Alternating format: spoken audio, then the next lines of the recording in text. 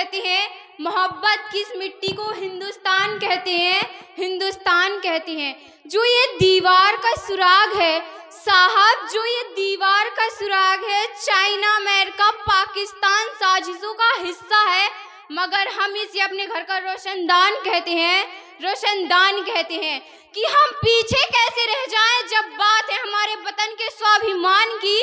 अरे बाजी लगाने के बिना सोचे अपने जान की, और भूल मत करना सिर्फ पापा की परी समझने की। हम शेरनियां हैं हिंदुस्तान की, कि हम शेरनियां हैं हिंदुस्तान की।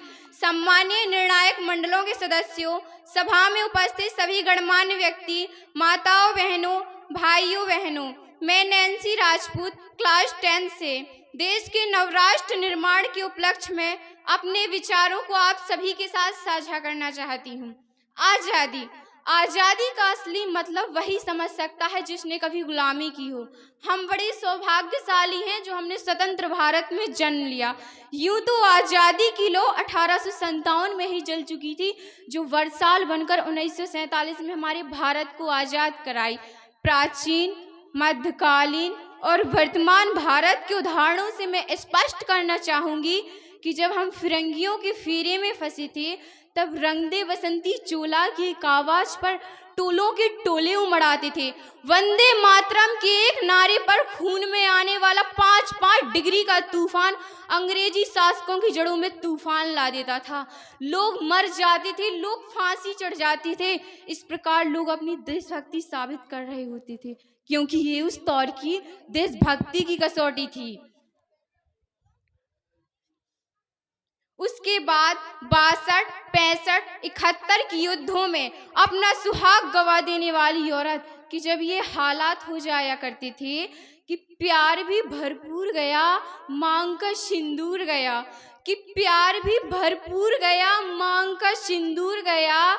बाप की कमाई गई, भाई की पढ़ाई गई, नन्हे नन्हे हालों की लंगोटियां चली गई, कई बेटियों की चोटियां चली गई। ऐसा एक विस्फोट हुआ, पता ही चला नहीं। और आपके लिए तो एक आदमी ही मरा है साहब। मेरे घर की तो रोटियां चली गई, मेरे घर की तो रोटियां चली गई वाले हालात पैदा हो जाने के बावजूद भी एक माँ अपने बेटे को दुश्मनों की धज्जी उड़ाने के लिए बॉर्डर पे भेजती थी और पत्र लिखकर भेजा करती थी कि अम्मा ने खत लिखा है बड़े चाव से, पुत्र मेरे ना घबराना, 1 इंच पीछे ना हटना, चाहे इंच इंच कट जाना, चाहे इंच इंच कट जाना।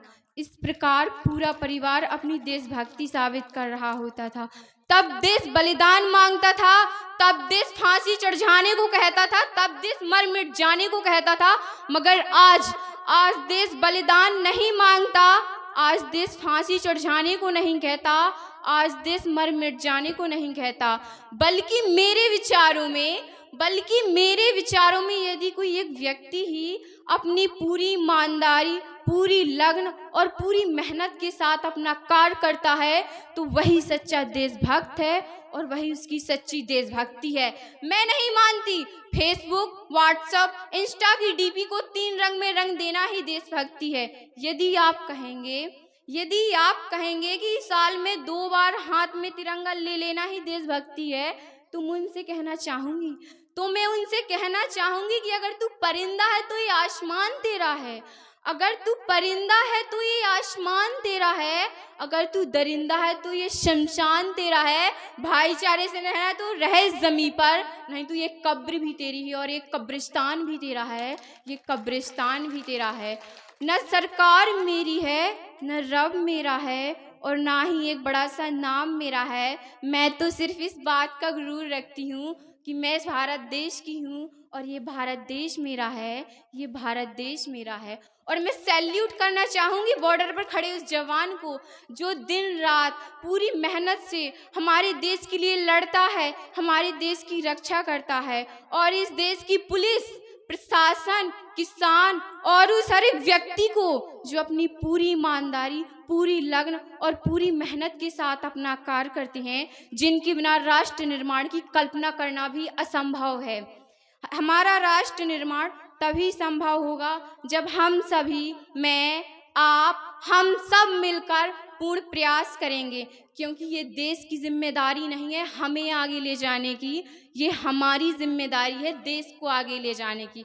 तो बस अब मैं यही कहना चाहूँगी कि मेरा हिंदुस्तान महान था, महान है, महान रहेगा। मेरा हिंदुस्तान महान था, महान है, महान रहेगा। होगा हौसला सबके दिलों में बुलंद, तो एक दिन ये पाकिस्तान भी जय हिंद कहेगा। पाकिस्तान ही क्यों, सारा जहां जय हिंद कहेगा, क्योंकि सारे जहां से अच्छा ये हिंदुस्तान हमारा, हम बुलबुले हैं इसके, ये गुलसिता हमारा, ये गुलसिता हमारा। जय हिंद, जय भारत।